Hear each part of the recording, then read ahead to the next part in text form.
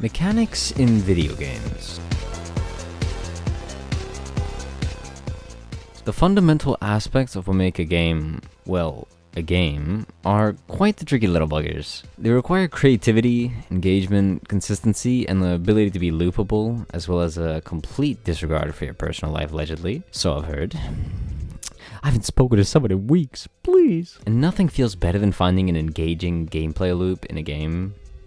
Fuck, that was a sentence.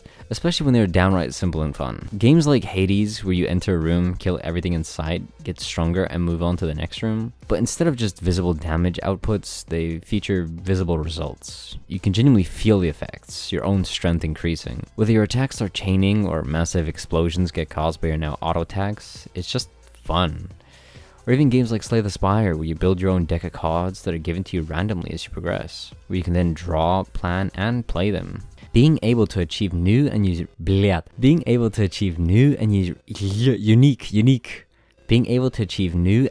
results with each build each time you play. With cards that all have some sort of synergy with another card you quite literally make up as you go along through the game. Okay, enough TED Talk. Welcome to my channel, where I'm currently building my own card game through literal goddamn theft. Or at least was. Until I searched deep through the gutter and found this cool, mushy brain where, after inserting it, opened my eyes to the thought of mechanics. In the last video, I managed to create basic functionality of a card game, being able to drag cards, drop them, deal damage, and kill your foe. However, that's quite literally step 1 of a prototype, and the rest of the time I spent making artwork for the damn thing to at least look presentable. Because it is a YouTube video after all. However, I spent some time working on mechanics for the game. Yes, I know, fucking insane. In the last video, I briefly mentioned some ideas, and now I want to go more in depth.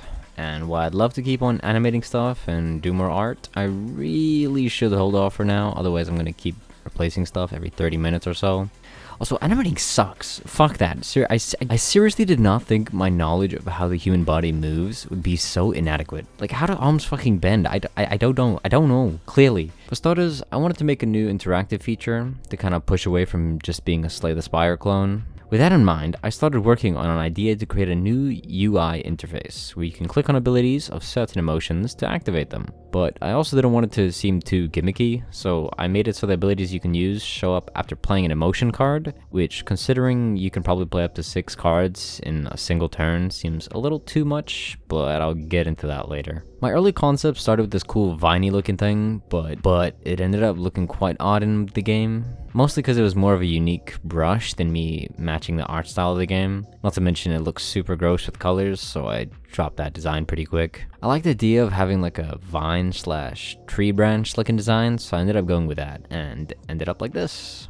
After that, I started working on bubbles that would spread across the vine each time you played a certain card, and because of that, I had to make some actual icons for each emotion, so now emotions have visuals other than just color. All that was left was to give them a function, though chances are they'll most likely be changed entirely once I get each class actual gimmicks made, which I have also been working on. More on that later as well. Okay, so basically with each card you play now, which are based off of emotions, you get the respective bubbles put onto the vine. From there you can choose to keep a bubble, and you gain a passive boost in damage or effect for that motion, so scaling damage basically, or you can pop it and carry out a double-edged sword of a powerful skill without using your energy, almost like a bonus move. Destroying a pain bubble, for example, takes away your HP in exchange for reducing the cost of a card of your choice by 1 that's currently in your hand. But now you ask, lose HP? Why would you use a double-edged sword? Well, that's because of this mask meter, that when built up causes a fracture of a certain type, which carries effects you tend to want to stay away from depending on your deck. You see, there are now 4 fractured emotions that you could get that stem from the current emotions on the vine. Those being wrath, caused by excess pain, joy, caused by hope, lust, caused by excess love, and misery, which is from both guilt and fear. I couldn't think of another.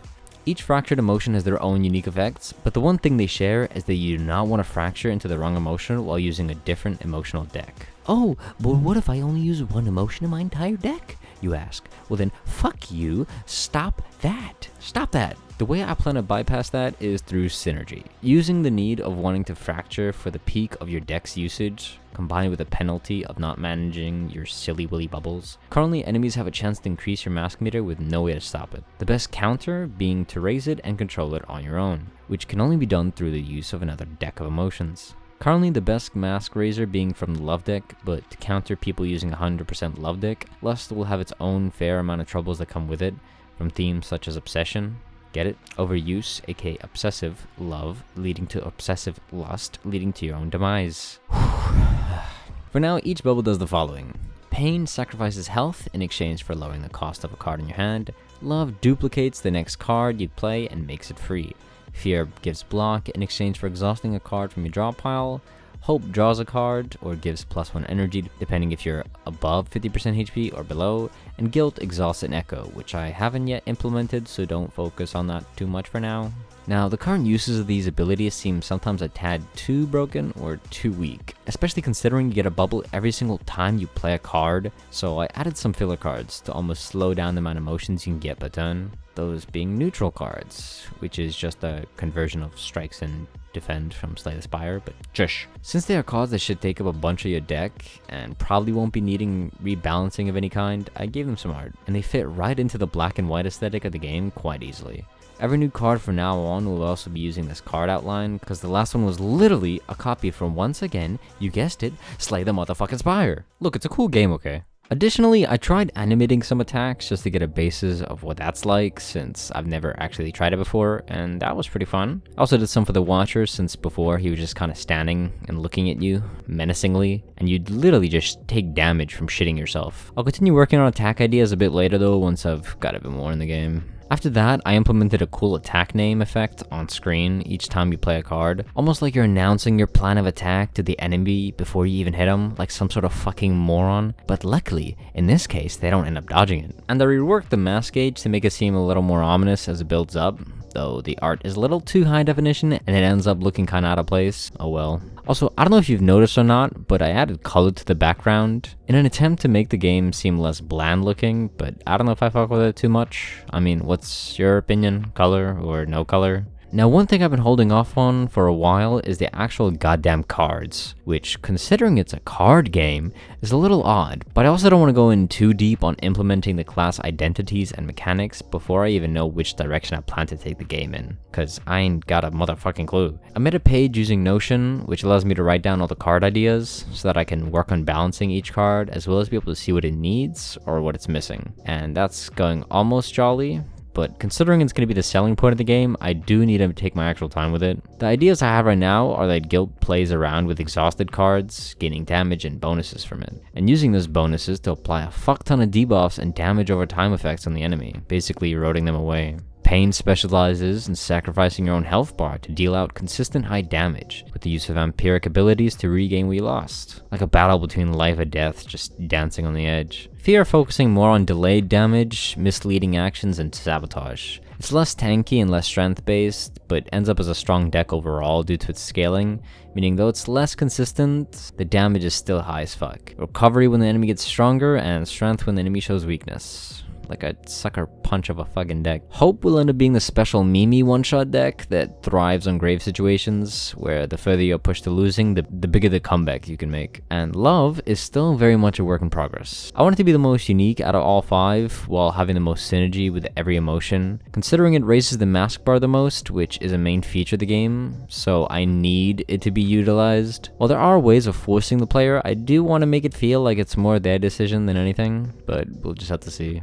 Right now, I'm edging with the ideas of chaining attacks, duplication, and autoplays, but I do want it to be the most skill-based deck, which it currently is very much not, so I'll have to work on ideas a lot more. And there you have it. That's currently the progress of the game, and I plan to push it even further once my brain is up and running again. Who knows when that'll be. Anyways, thank you for watching, please like and subscribe if you enjoyed, and peace!